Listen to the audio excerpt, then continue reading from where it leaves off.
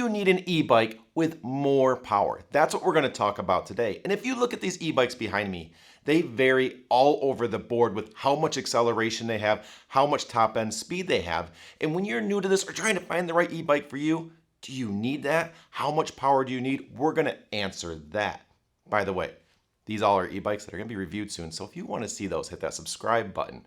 But first, before we get to do you need the power, I want to talk about power just a little bit real quick, because the thing that everybody does if you're looking for an e-bike and you're trying to understand how much power it has is you go out to the website, you pull up the specs, you look at the motor and you see how much power it has. Is it a 500 watt, a 750, 1000, 2000, or whatever? That's how fast it is, right?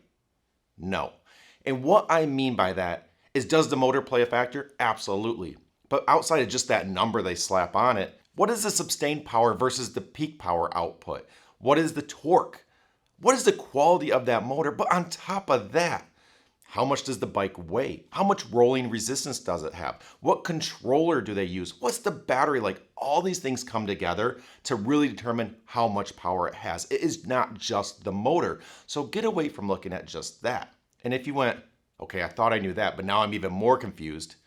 Well, here's what I would do. When you're looking at e-bikes and you're trying to understand what they're going to ride like, how much power do they have, meaning acceleration and both top and speed, I would watch YouTube reviews. And I'm not meaning just me. If you're honing in on a model, watch as many reviews as you can, because in those videos, they're going to show you real life situations. When they're stopped and accelerating, when they're already going 15 miles per hour and they accelerate, what does it do? What is it like? How quick does it get to 20 miles per hour or faster? You're going to see exactly how that bike performs, and that's going to give you a great picture of what that bike will do, so you can decide if that's the right bike and power level for you. So watch a lot of YouTube reviews, and yes, that's what I do here. So if you don't mind subscribing, I definitely appreciate it. I got a lot of cool ones coming out, and I think you might enjoy it. But now let's talk about power. And to be honest, this comes down to how you're going to ride the bike. And as an example, if I were to ask my wife, do you need more power on an e-bike? She would say, absolutely not. If you were to ask me, I would say 100% yes, you do. And this is because our riding styles are very different. My wife doesn't ride the e-bike a whole lot. She has specific routes she takes. These are on 25-mile-per-hour roads that rarely have traffic, not a lot of intersections. She's just cruising out on her own. And in that case, I would completely agree with her. You do not need more power. You're just cruising at low speeds, having fun riding a bike that has an e-bike level assist. So it's just kind of like riding a bike. No big deal. And I've reviewed bikes that fit this profile. The RadRover Fat Tire, the MultiJoy Spaniel. I think this JSON right here is probably going to fit that profile, but that review's coming, so subscribe if you want to see that. But I said I want more power. Well, why? What's the difference? Well, when I ride the e-bike, I love getting on an e-bike. I want to be on it as much as possible. This means more, obviously, but it also means different types of locations, different riding styles where I get mixed in with traffic. This means intersections where I'm stopped, and there's a lot of cars. When it's your turn to go, you need to go. If you're in the flow of traffic, it's going slow and it speeds up, you need to be able to do that as well, because if you can't, you become the annoyance. You know how it is. People in cars, they see a bike, they're ready to go somewhere, and if you're slow and you're holding them up, they're quickly doing it.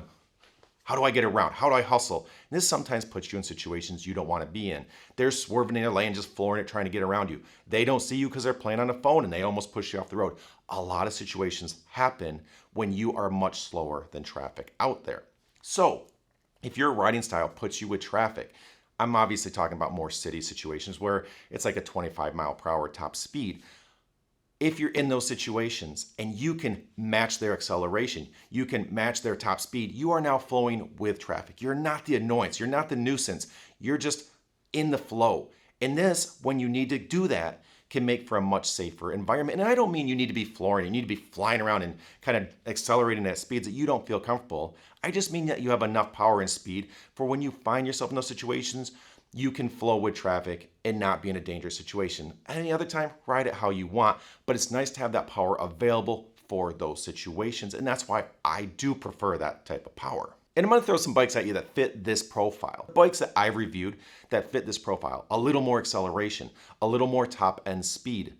The Aniioki A8 Pro Max, Phildo H8, Ride1Up Revv 1. These are all great bikes I have reviews. I'll link everything down in the description so you can find my reviews for those bikes or the product links so you can learn more about those if you want. And clearly a new channel here, but if you don't mind, help me out. Like, subscribe, comment down below and let me know what bikes you want reviewed, what topics you'd like covered. It would help me out so much. I definitely appreciate it. But the real short version of this video, power or not, do you need it on an e-bike? That depends on your riding style. If you're gonna be mixed in with traffic, intersection, cars out there, you want a little bit more power so you're not the obstacle. But if you're just cruising, almost like you had a bike that's not an e-bike, I just wanna ride a bike, but e-bike assist would be beneficial, then you don't need it. Get whatever you want. Low powered e-bikes are probably gonna be more than enough. I hope that helped. Like, subscribe, you know the deal. Let me know what you wanna see next and which of these ones do you wanna see reviewed next, because I haven't done them yet. All right, see you later.